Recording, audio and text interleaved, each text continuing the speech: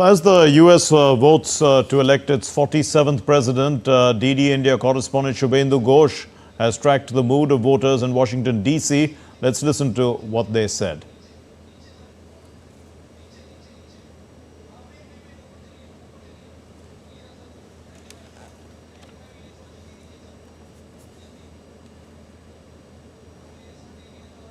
We are in Washington, D.C. outside of a polling station. It's evening, but the long queues of voters are still visible.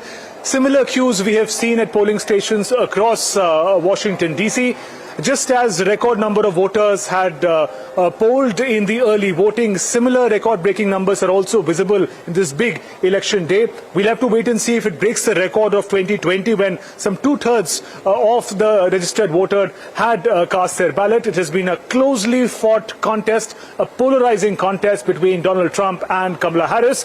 We spoke to some voters to understand what was on their mind as they cast their ballot.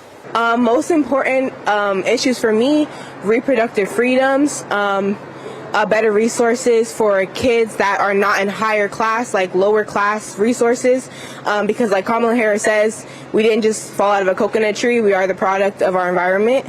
And then my other very important issue would be funding for community colleges, public schools, not private schools.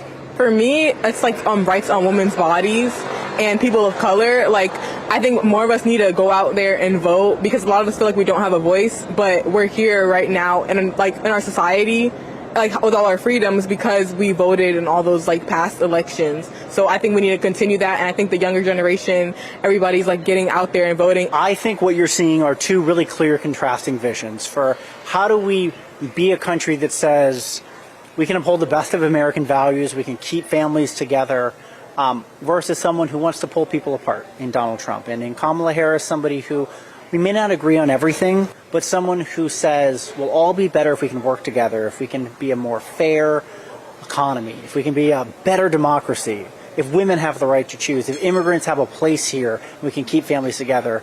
Versus Donald Trump, who's promising to pull not just immigrant families apart, try to pull the fabric of this country apart. And so there's a big line behind us. Now, we should make it much easier for vote.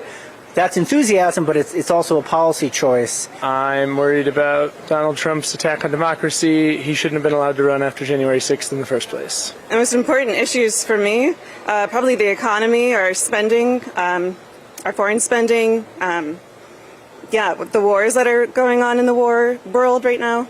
So record number of voting on the election day here in United States, but the political action is far from over. From here, we'll move to the counting stage. That is when we will have an idea about who is coming out on top between Donald Trump and Kamala Harris and who's likely to become the next president of the United States of America. With camera person Jay Shankar, Shubhendu Ghosh for DD India in Washington, D.C.